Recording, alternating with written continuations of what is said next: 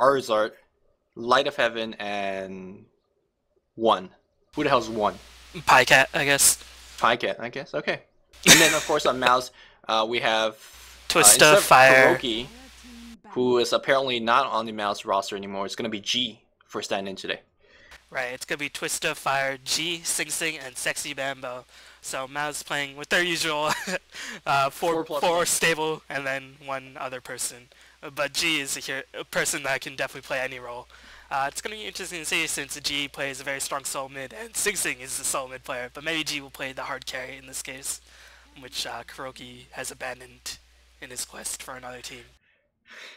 Yeah, I mean, if you're going 9-1 and you're doing it with 4+1 with a player coming in every other game, that's pretty cool if you ask me. So, but hey, that's all in the past. Navi's gonna be opening the pick ban stage with the first pick, and it's gonna be a Tidehunter ban. Now, Tidehunter is a mid-game hero that Mouse really likes to play. They go the Anchor Smash build on them quite frequently, and Tidehunter is a mid-game hero who is devastating with the Ravage, with the Anchor Smash. He has a base 315 move speed, so Anchor Smash will always be in position to get off a 200 damage AoE nuke every 4 seconds, and that can't be underestimated, so not really too surprising to see him ban with the first one. 315 or 310? I think it's 310. I think it's 315. Okay, we'll check on that later. Alright, it's 310. 310, I forgot. Okay. Most pointless argument about Tidehunter movement speed. In any case, he's a lot faster than his body physiques would suggest. I mean, I was surprised when I found out he was above 300. I thought it was like 280 or something like that. But anyways, yeah, you're absolutely right. Tidehunter's Ravage, if you cast it, of course, in these early game engagement where there's no BKB just yet, it's going to hit everyone. It hits the entire screen, as I like to say. So it's a devastating ultimate. Another devastating ultimate is that Pandaren Brewmaster. That thing is banned up. Good to see, because Mouseport has been decimating teams, namely M5, with that Panda pick. It just does a lot of work. Sing Sing micros it very nicely. And good to see that thing banned. But that's leaving in some very strong bans. As we see, Chen is going to get banned on the side. Freon's in the pool. Brewmother's in the pool. Lycan's in the pool. Invoker's in the pool. So we have 4 OP heroes and only 3 bans left. Some of these heroes going to get swinged through. Just to go back to the Panda pick, I think the European scene is really starting to recognize how devastating Panda can be in the early to mid-game part of the game.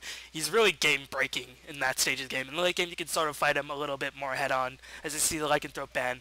But I think the Europeans have learned that the Chinese in Dota 1, hey, they have the right idea with the banning Panda all the time. And with that ultimate gone, Mouse is going to lose a lot of their team potential.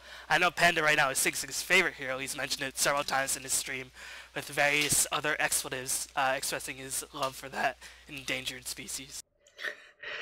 I like how if another caster bring up Chinese and Chinese this and Chinese that, that would be okay. But why am I not allowed to do so? I'm mad. I'm a little bit mad right now. We see the Leshrac ban being banned on Navi's side, really taking away one of Mouse's signature heroes, and Mouse, they have 3 early mid-game heroes banned right off the bat, so it's going to be really interesting to see. Of course, the Broodmother's still in the pool, and Mouse has really been favoring the Broodmother lately. Heroes like Nature's Prophet, Enchantress, Windrunner are all still in the pool, so we're going to see very, very versatile mobile lineup for either team in this case. Yeah, 3 of the heroes are actually geared towards Mouse as well. These are 3 heroes they've been winning a lot of games with lately, so Puppy definitely did his homework. And of course, if you're playing against Mouse, Navi, you gotta ban Chen. Lycan is always a ban, and then Darkseer seems like a lot of teams in favoring them. But Broodmother is going to be the first pickup here for Navi. Not surprising in any sense, because they've been winning with every single hero, Broodmother included. But I'm not sure if they have as much success with Broodmother as some of the other pick. For example, Furion would have been a pick here that I would have been okay. Light of Heaven, Furion, cool.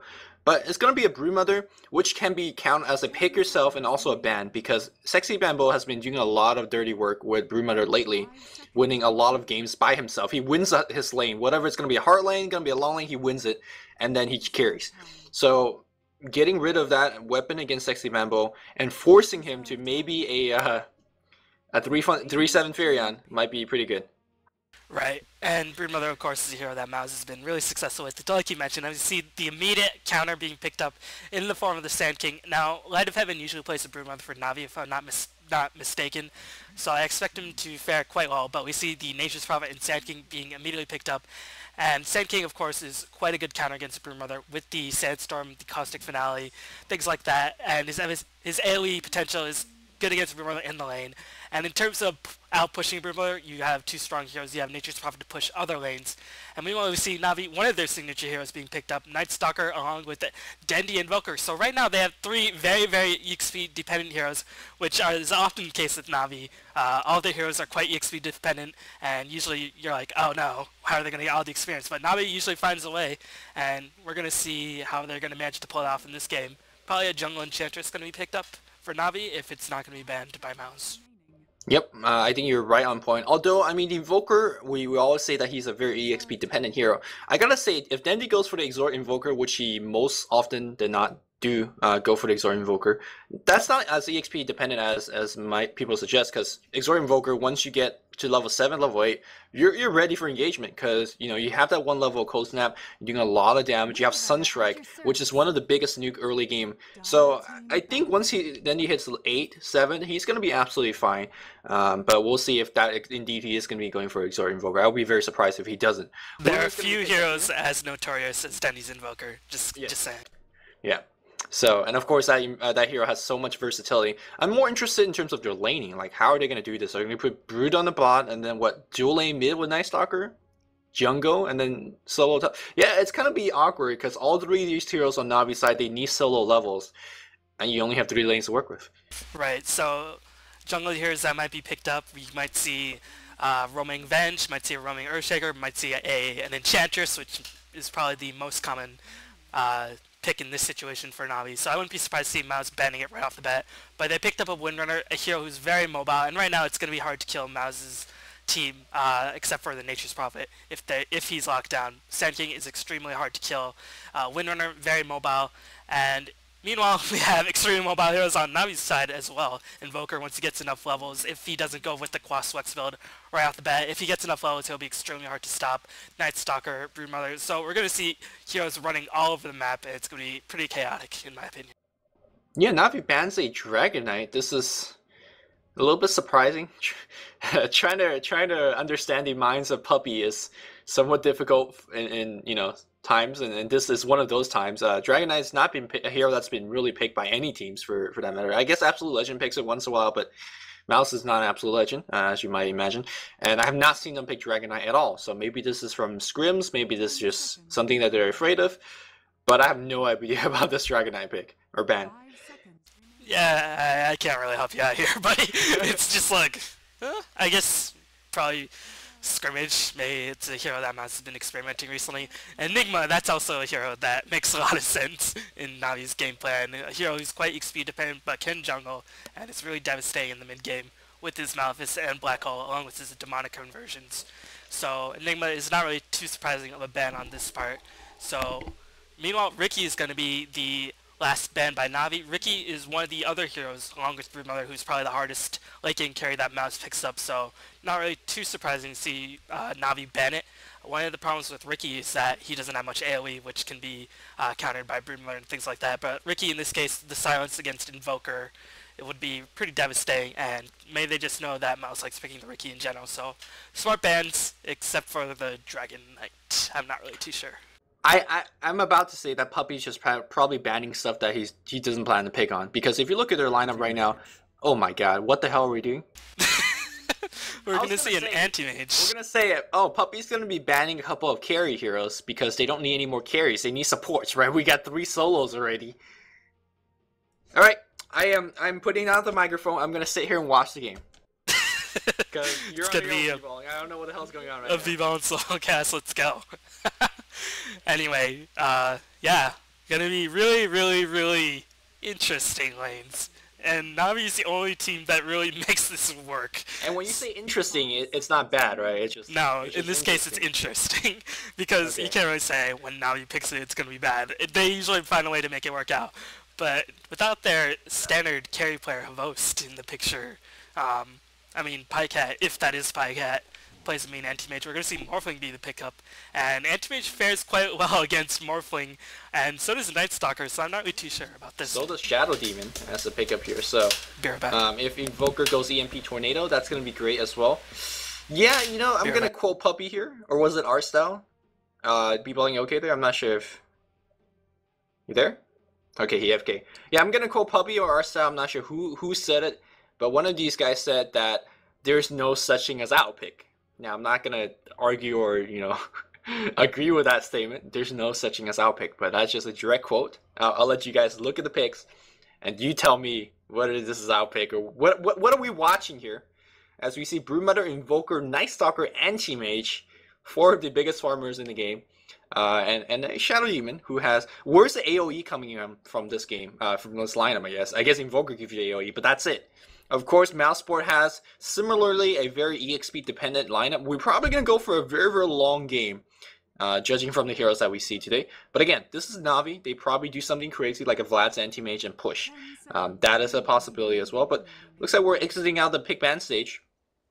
And let's see who is playing what. Just making sure my starboard is aligned. Yeah, looks like they are. And we're going to have a game on our hand. On the Dire Squad, we have Na'Vi Puppy playing as Shadow Demon. This is Dendy by the... Ooh, what is this? A bottle first? Who do you think you are? Sexy Bamboo bottle first on Shadow Demon. Okay, we have... this is Dendy on the Anti-Mage. We have Pycat, I believe, on playing the Invoker. Arzart playing the Night Stalker. And Light of Heaven, as expected, on the Broodmother. So he's going to be on his own.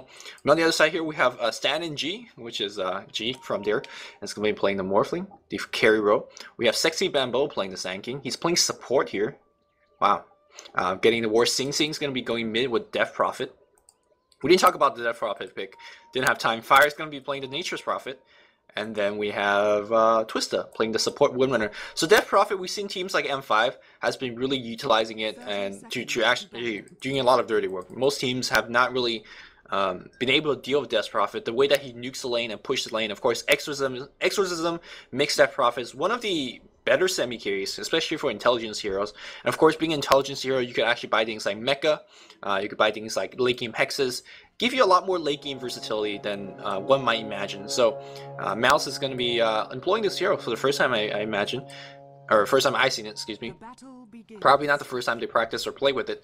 But yes, let's see how it's going to work out. Very interesting again. Are you looking at these item choices? Yeah, I'm looking at these item choices. I see a bottle first on Shadow Demon, and that was just mind And we're seeing a support Night Stalker. He has no gold, and he has Tango's Award and 2 clarities. So meanwhile, Arzart is being harassed quite heavily. So we're going to see a support Night Stalker helping out the Anti-Mage.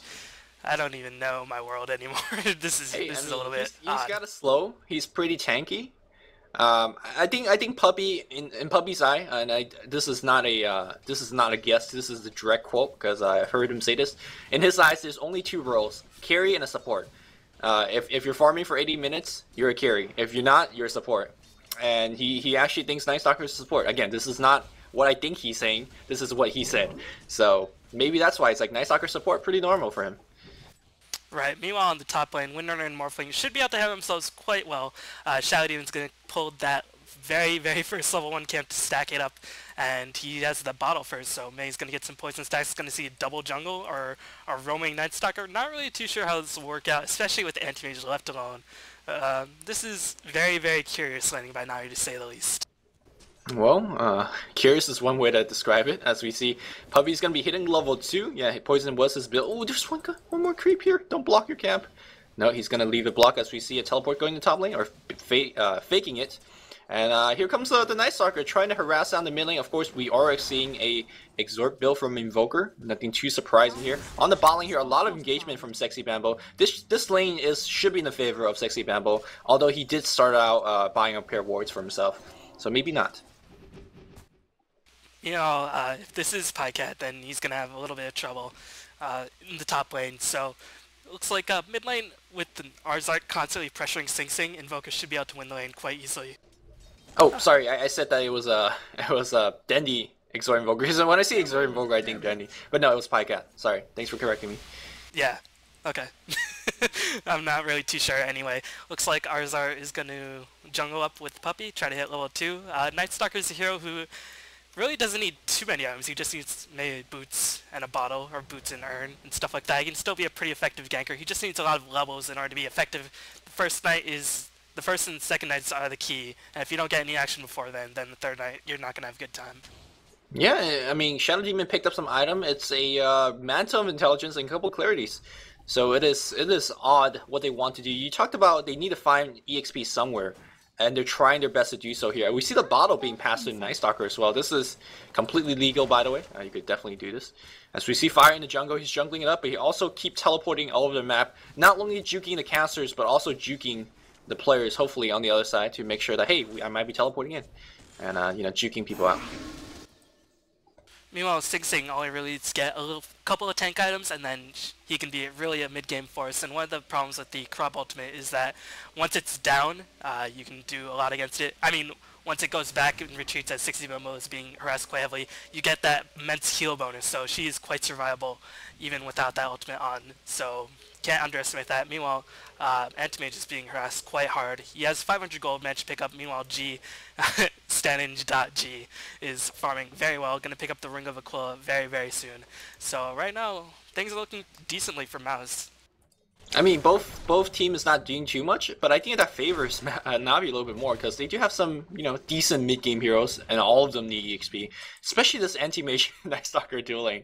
But hey, it's gonna work out. It looks like Dendy's gonna play a little bit aggressive. He might be in trouble. Shackle Shot's gonna hit. G's not gonna come in. I think they could have waveformed in and have Prophet TP in for the kill, but you know, that's fine. They're gonna just keep on farming. And right now, G is leading the chart in terms of farm, 24 and 10, beating all of the players.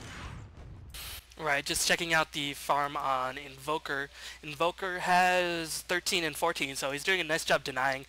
Sig Sig has 15 and 6, so he's not getting as much experience as the Invoker, but is still managing to outlast hit the Invoker nonetheless. Meanwhile, it looks like the double jungle, Anti-Mage smokes up, getting a salve to smoke up back in and kill the lane, but we're going to see the Shadow Poison stack with the Smoke of Deceit on the Shadow Demon, so he's going to be able to get all the stacks without taking any creep aggro.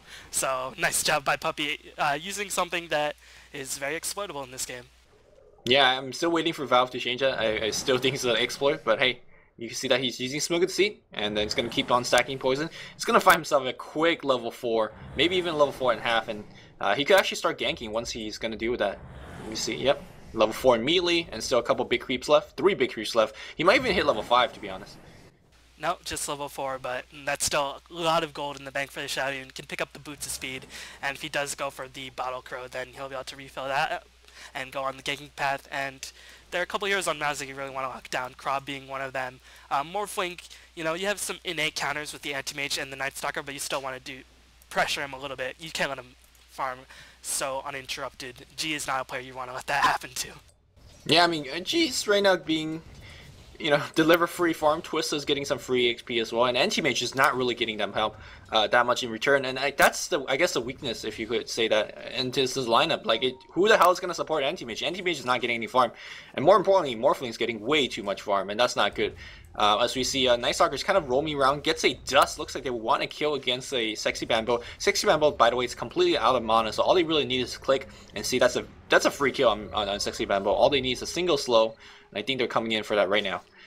Right, looks like Glydeven already delivering some harassment. Sexy Rambo still quite far away from the mana cost needed to cast the Burrow Strike, and looks like Sexy Momo is going to be in a lot of trouble. Disruption casted immediately, going to cast some poisons, and going to cast the Dust of Appearance, and Sexy Rambo is going to die to the first blood. Nice gank by Navi, and let's see if they decide to pressure the tower. No, it looks like Arzart and Puppey are going to migrate to other lanes, going to try to keep up the gank party, and this is a little bit atypical of Navi. Usually when they get a gank, they like to go for a push, but in this case, they want to get as many levels as possible before they start doing that.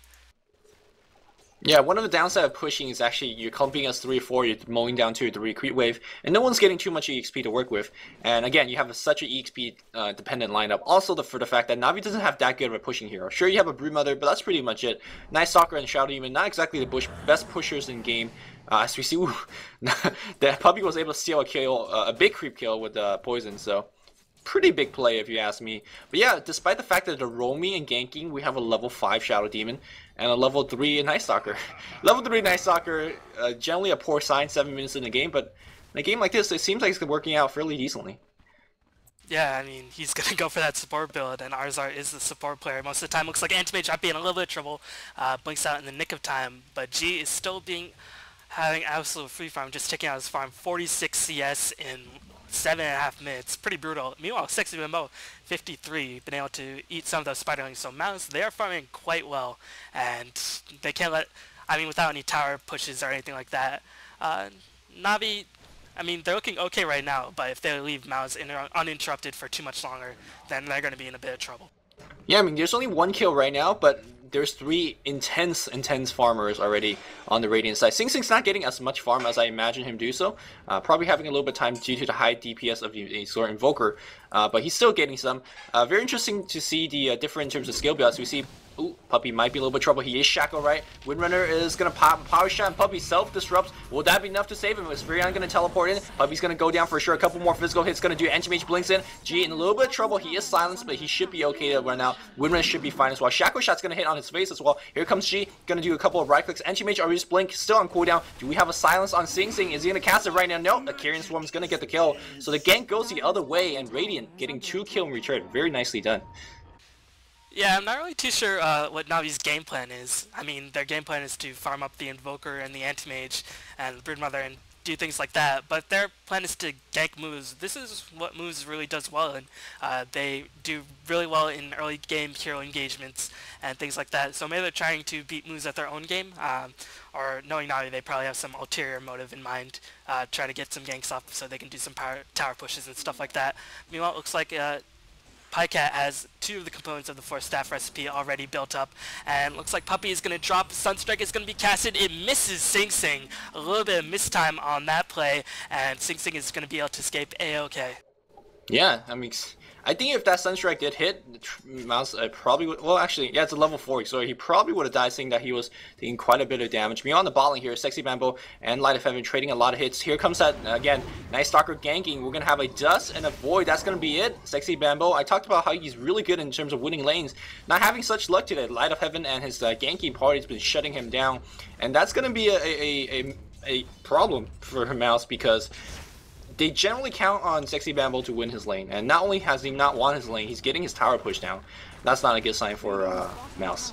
What is a good sign, of course, is G absolutely free farming it up. He's going to cast a waveform, going to get some more CS on that top lane, and this tower is going down quite slowly, so even if Navi manages to bring this down, Mouse, they're buying themselves a lot of time, and with heroes like Krob and Morphling on their side, and the more time you can buy for yourself, the better. As looks like there's going to be a very brave teleport in by Sexy and Bo, going to drop the Burrow Strike, and they're not even going to do half damage to the tower. So nice defense by Mouse. Maybe a little bit of under-aggression by Navi, but still. Good play yeah, they by tried Mouse. their best to push, except the poison stack just takes way too much time. He had to stack it like 5 times to mow down the creep wave, and that was enough time for Sexy Bamboo to respawn and come back. Sexy Bamboo, of course, he saw no dust on any of these heroes, so he was able to walk in very bravely without afraid of, you know, basically anything. So he should be fine. As long as he doesn't get silenced, he should be okay. And we do see the Shadow Demon and the Night Stalker still staying around here. Very aggressive ward being put down very early in jungle to make sure that they don't get backstabbed. And also to scope out what that Furion is. Sexy Bamboo's by himself. He's level 9. Very highly level at this point in the game. But again, he might be in a little bit of trouble. Here comes Arzar. He's going to get a silence. No, immediate Sandstorm. He's going to Burrow Strike right on Light of Heaven. Here comes Shackle Shot. That's going to latch on 2 heroes. Can you get the kill against Light of Heaven? No, he's running in very quickly. We have a teleport in from Fire as well, but no Sprout. It was already, no, it was already, sorry. And no kills being done. So despite the fact that Navi didn't get too much, they didn't lose any heroes either, and they had number advantage on the other portion of the map. A really broken shackle shot in that case. It hit the Broodmother, who was shackled inside the Sprout tree, and it actually latched onto the Night Stalker rather than a tree. So a little bit unfortunate for Mouz not being able to turn that into anything, but they're fine with that. They defend the tower. Sexy Moa is quite leveled, and meanwhile, Anti-Mage can't get in the lane to do anything. Only has a Ring of Health, and G is just having his way. Has the Ring of Health, going to be able to pick up the Perseverance and about 175 gold. And right now, Anti-Mage is just having an abysmal time. Looks like Sing Sing comes in with a haste, going to hit Anti-Mage a couple more times. Is going to pick up the kill. Has a little bit of lag spike right there for me. And that's going to be the end of that engagement. So Mouz, they're looking quite good right now. Yeah, if you watch Sing Sing's positioning in that engagement, he kept running behind the enemy tower, but he always stayed out of tower's sight. So anti-mage, throughout the time, he did not know Sing Sing was right there with a haste rune in his bottle. And that, the waveform, of course, made the anti-mage kind of, shoot, I need to blink back. And Sing Sing with the haste rune was easily able to pick him off. He finds himself a double damage rune. So despite the fact that Sing Sing's not farming, extraordinarily, we're 12 minutes in, he's only got 47. He's got 2 hero kills. I think both of them are anti-mage. So that's going to be good. We got ourselves a game. I mean, we talked about how Navi's really strong, but we didn't expect them to pick 4 carry lineup here. And a Shadow Demon. Here comes Sing Sing trying to ding down that mid tower. It's going to do quite a bit of damage. I'm not sure if it's going to bring it down. Level 1 Exorcism, not the best pushing spell in the game, although it does quite a bit of damage. There's a double damage on Sing Sing as well, but yeah, with the creep wave coming in, Sing Sing's got to back off.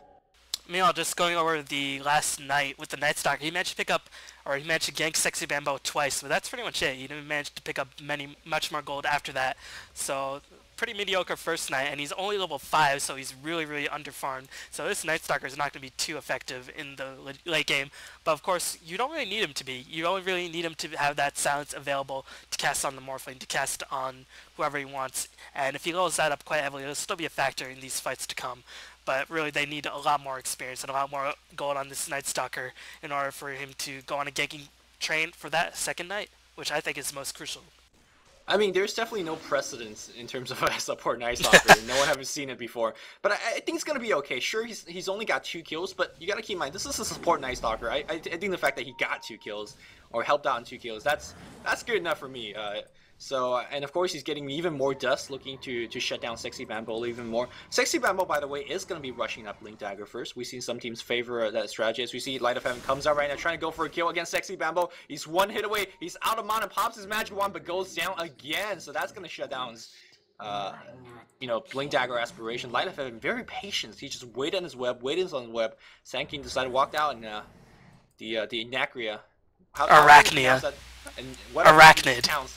He pounced like the cat on Sexy Bambo and, not happy. As we see Sing Sing going for the haste rune, I think he's going to get it. No, he's going to get Sun... No, he's going to be fine. Picking that haste rune. Very lucky. Pop the haste rune and get the hell out. The Sunstrike, it's coming. It's coming.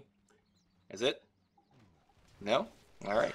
Meanwhile, on the top lane, looks like G and the Furion managed to push down the tower, and G managed to pick up a kill on Puppey as well. So, Navi being out-pushed, out-farmed, and being outmaneuvered. The only bright spot is that they managed to keep Sexy Bambo down. But even then, he's still going to be able to pick up a reasonably fast Blink Dagger within 20 minutes. He's only 500 gold away, and as long as he doesn't overuse his mana, he should be just fine in terms of picking up that Blink Dagger. So Mouz, they are controlling the game quite well in all aspects of the game. But keep in mind, this is Navi. They are the kings of all sorts of comebacks, and right now, one of the bright spots is that Noi's been able to provide any pressure on Invoker.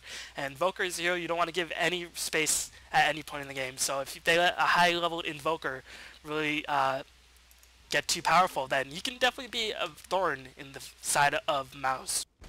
Ooh, Sexy Bambo just found himself a whole bunch of gold. He might be a little bit troubling around. He's just gonna pop a Sandstorm, keep on running. He is gonna have his Blink Dagger. Now, of course, when we see Sanking picking up his Blink Dagger, we always expect big things like a big team fight, big epicenter. But keep in mind that he's not gonna be able to do anything like that until he gets his Arcane Boots. Yeah, sure, he has his Blink Dagger, but you really need a lot more mana pool to work with. 400 is simply not enough, unless you have a full, magic wand to actually work out. But after you get the Blink Dagger, you can help out your team to get a lot of ganks in, and I do expect Samsung Bambo to actually do that right now. Yeah, he is roaming to the mid lane. They want that mid tower. Tower's already very low, and of course, here comes everyone. We have Exorcism and Treants on the tower. This tower is basically dead. I think they might even go for tier 2 at this point, given that Exorcism is up. Here comes Sexy Bambo as well. Now it's gonna fight over a rune against Arza. Arza picks up a double damage rune. There's a dust on him as well, so Sexy Bambo gotta be somewhat careful. Just looking at the items on Invoker, he has the 4 staff, has 1200 gold in the bank. So let's see if he goes for the drums or the cyclone, or if he manages to go a little bit more late game, considering he's the only bright spot in this game so far for Navi. I mean, the anti-mage is not even close to his Vanguard, still 1k off from that Vanguard, only has a ring of health to his name. Meanwhile, G, extremely close to that Perseverance. He has the ultimate orb already, so only about 2k gold away from the or less than that actually, probably about 1.5k gold away from that Lincoln Sphere. And with that, you can farm with impunity pretty much, especially against a low-level Night Stalker and a low-level Anti-Mage. So Invoker, it's going to be really interesting to see which item he decides to go for, considering he's pretty much the only hero who's been able to free farm pretty much unimpeded. And we see Light of Heaven going for the Orchid. Yeah, I think going for the Orchid is a very, very smart choice. It gives you another a way to deal with that Linken's coming from the Morphling. But, I mean, there's a lot of good Linken's target. Here comes the push. I think they're going to really go for tier 2 at this point. And I just quickly took a peek at the goal difference, and we see a 75,000 goal lead for Team Mouz. You mean 7,500? 75,000 would be a little bit ridiculous. 75,000 the game would be over right now. But 7,500 lead, I did not expect them to be ahead this much. They're not really ahead by tower counts until I guess they took tier 2 now. If they take it, it's going to be really ahead. But they're just farming a lot better. They're getting better kills. The Dire Squad is roaming as 3 or 4. And everyone on Team Mouz is farming like crazy. Yeah, most of that, I mean, they do have a 2-tower advantage, but it's definitely the majority of that is coming from the massive amount of farm advantage. And there is a ward spying Sexy Bambo on the high ground, so they are constantly keeping him in mind. But if Exorcism is popped, which it is up, and with that, I think Sing Sing can be able to bring it out of this tower, which is less than half HP. So now they're looking in a little bit of trouble. I'm not really too sure how they exactly they'll come up with it, especially with Invoker being shadow shot right off the bat. Sexy Bambo is maneuvering into position. No, he's going to back off right now, and they're just going to provide a slow and steady siege to this tower. Is Navi going to defend this? Darkness is popped. Exorcism is popped as well. Shadow shot is not going to latch, but they are going to bring down this tower regardless. Oh, Arsar might be in a little bit of trouble. I think the teleport was trying to bait out an Epicenter. Also, at least it baited out a... I heard a Sunstrike going off somewhere. It also baited out Exorcism. I'm not sure if Sing Sing actually wanted to use that Exorcism. The tower was very, very low. But as soon as he saw that teleport scroll came in, he just popped it up. And that was a very, very smart TP. That was a TP from Puppy, who was literally just right behind the tower. Some epic mind game going on. To bait out some spells, and that gave Anti-Mage a little bit of free farm time. That gave Broodmother a bit of free farm time. That was a 3-man defense. Sure, they lost to tier 2, but they made Radiant lose a lot of resource and time in that push. So that was a pretty big defense, if you ask me, even though they lost their tower. Well, I don't know, because Morphling was farming uninterrupted, and looks like Sexy Bambo goes in with a giant epicenter, and looks like Navi, Arzar is gonna die, and Invoker is gonna escape with a little bit of HP. Puppy gets shackle shotted to a tree. Nice recovery by Mouz, and they are gonna be able to take it down. 2 kills for free. Nicely done by Sexy Bambo, and Sing Sing picks up a double kill, gonna really help in terms of funding whatever tank item he goes for. He immediately picks up 2 Ring of Health, and the Cloak is gonna go for that Hood of Defiance, and they're gonna push down the top tower, and this is not looking too good. Anti-Mage gets shackle shot to a tree. The Chain Sun's gonna be up there. We're gonna see a Burrow Strike. Anti-Mage is gonna be dead. No amount of tanking items gonna help you survive. Tanking item he went for was the Vanguard, but here comes yet another push. Sing Sing's Exorcism's gonna be back in 5 seconds. I don't think they need to pop it, but to make sure they probably would do so. A teleport comes in. That is from Puppy. Puppy's gotta be careful. He's gonna get sprouted. Shackle shot's gonna hit. Burrow Strike blinks in. We're gonna see Exorcism being cast. Not needed still. Exorcism is gonna finally get cast. Gonna go for the tower. I think they could go for high ground right now. Mouz is putting on a clinic against against Navi, and at this point you gotta just question the picks, right? Yeah, I mean, if not the picks, then just the lanes in general. And keep in mind, Broodmother has not been in the fights or anything, but she's not even doing too much. She's managed to put down 1 tower, but hasn't even touched that tier 2 tower. Is instead farming in the jungle rather than pressuring that bottom lane, so nothing is going in favor of Navi. I mean, Invoker has died a couple times. Invoker went for the Blink Dagger, which is good when you're going to be really aggressive, but in this case, I'm not really too sure it's going to do much at all. Yeah, Blink Dagger's not going to be too helpful when you're getting Chain Stun down, although not much other item would be helpful in that regard. I thought he was going to go something for like Acceptor to get a little bit tankier, but no, he went for mobility, which is fine, but if you're getting Initiate on, it's not too good. Light of Heaven trying to TP out. Good luck with that, as all the Chain Stun is going to be coming in. Look at 4 heroes on Mouz. They are a mobile lineup. They roam as 5. They got yet another very key kill against Broodmother. I hope he bought his Orchid recipe. No, he's got his Orchid finished, so there's something. There's a bright spot. Unfortunately, I think he needs something like a BKB at this point in the game, because sure, you could silence on someone, but if there's 4 other people that would also stun you, probably not too effective. Well, now he's trying to do something desperately. The tower on the mid lane is still above half HP, so if they take this tower, I think Mouz will be able to pick up the tier 2 tower, but any small portion of gold is what Navi needs desperately, but it looks like Mouz, they're not even going to let that happen. Sexy Bambo channeling the epicenter. He's going to be able to drop it on a couple of heroes. Arzar is going to be the first one to fall. No disruption on Sexy Bambo, and Arzar is going to escape. 1 more hit. It is nighttime. No, the tower managed to pick off the kill, and Morphling is going to pick up 1 kill on the Anti-Mage, and the chase is on. Looks like that is the end of that engagement, so another defense, and Yeah, I think they're still going to be able to pick up the tier 2 tower in the bottom lane regardless. Meanwhile, Invoker picked up a tower on the top lane. But still, looks like Mouz, they're going to go in for the Roshan, and with an Aegis on the Death Prophet or the Morphling, it's going to be really, really difficult to bring down these heroes once, and it's going to be near impossible to bring them down twice.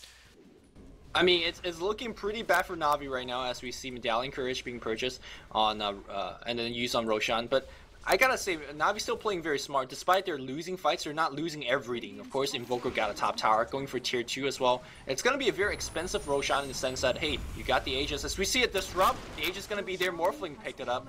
Whew, that was close. I was gonna say, if Puppey micro to destroy that Aegis with those Morphling replicas, that would be pretty good. But look at what Invoker's got. He destroyed tier 1 tower, put the tier 2 tower to 200 HP. That's, I mean, if you can't go into a Roshan jump, that's the best thing you could have hoped for. So Na'Vi's still getting something returned. This Invoker's getting decently farmed. Anti-Mage getting somewhat farmed. Still just a Vanguard, but you know, in a situation like this where you're down by 8 kills and how much gold? Like 10,000 gold.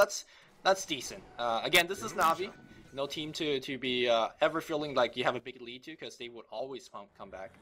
So if you're Team Mouz, I gotta say, just go for the quick win, man. Don't draw it out, because you never know what's gonna happen in late game. Well, it looks like Mouz are going to listen to your advice. They don't pop the Exorcism. They're going to kill the tier 2 tower in the bottom lane. And with that, all the tier 2 towers are dead. Meanwhile, Navi's only been able to pick up 2 tier 1 towers, have not left the mid lane, although it is quite low HP. It looks like Arzart might be in a little bit of trouble. Live Heaven is going to try to right-click down the tower, leaving Arzart to the dogs. And he's not going to be able to pick up the tower. They're going to pick up the tower deny. And with that, I think they can go for a push. 1 hero dead, all the ultimates online, except for the Nature's Prophet ultimate, which should be back up very shortly. And G has the Yasha is going to go for that Mantis style very, very soon. Meanwhile, Invoker has 1.2k gold in the bank. Let's see what he went for. He went for the Arcane Boots. Yeah, I guess he just wants a little bit of mana. One of the, I guess the downside of having the Exhort build is that Exhort, sure, it gives you intelligence, but it's not really enough to supplement all the casting that you're going to be doing. As we see a lot of pings going in the top lane. I'm just quickly looking over all the items on the Radiant side. There's a Yasha Lincoln on the Morphling. There is a Medallion and a Mecha finish on the Furion. Winra doesn't have too much, but at the very least she has Arcane Boots. Vlad's is already finished on Team Fire as well, as we see Epicenter being used right on the Anti-Mage. You saw that on the screen. He went down. Veil of Discord, by the way, purchased and used on the Sand King, completely nullifying the Spell Shield on the Anti-Mage. Right now, of course, Sting Sting is pretty rich with the Pipe, Vid Booster, and a Soul Ring as well. Right now, Team Mouz is so stacked that they're going to be doing so much. I think they're going to Rax right now. They definitely have the capabilities to, as an immediate unpause by Windrunner. I guess that was just literally a second of a pause. But they have no Epicenter. They still have the Exorcism up, and that's pretty much all they really need. But Sing Sing is already a little bit low. He has the Pipe regen to keep him sustained, has 20 regen per second, so scratch that. It's going to be up to full HP in no time. Meanwhile, it looks like Morphling is going to push the top lane. Light of Heaven is going to try to backstab a little bit, slow down the push. Ice Wall being dropped as well.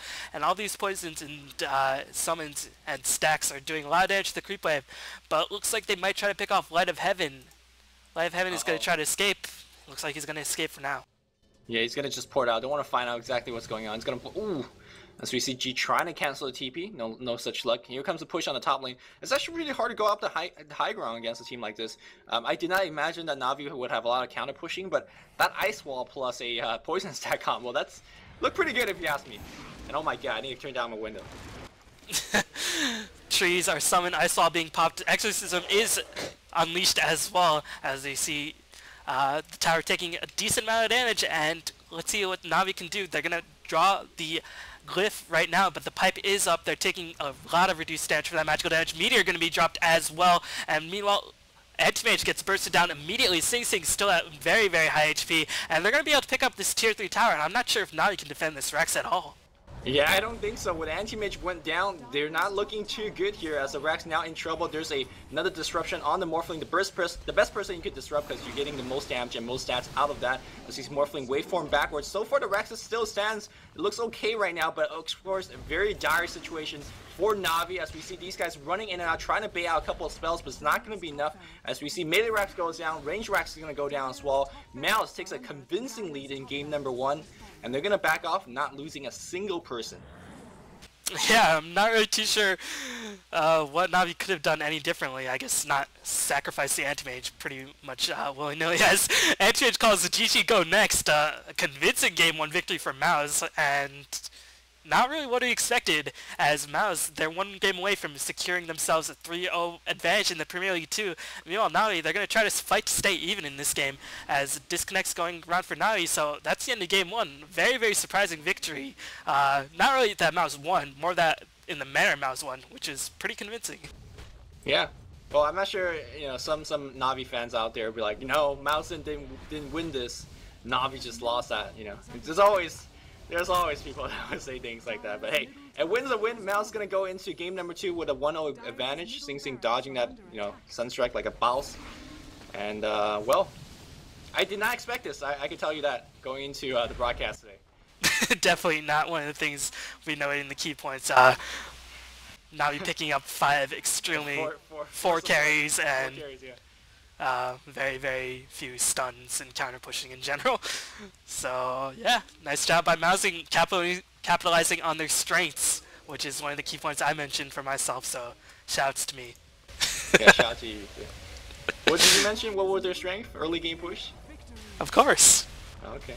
No, I said early game team fights and okay, well, we ganks. did see quite a bit of that. They were ganking very nicely. Sexy Mambo, for a moment there, looked pretty bad because he died 3 times on the bot lane, but the other lanes were winning so much, and of course they drew so much pressure that Sexy Mambo was able to get a quick Blink Dagger, and once he got the quick Blink Dagger, he was, all over the place with big epicenters, and that was game 1. Going to Mouz, we're going to be coming in game 2 right now, so don't go anywhere. Stay tuned, guys.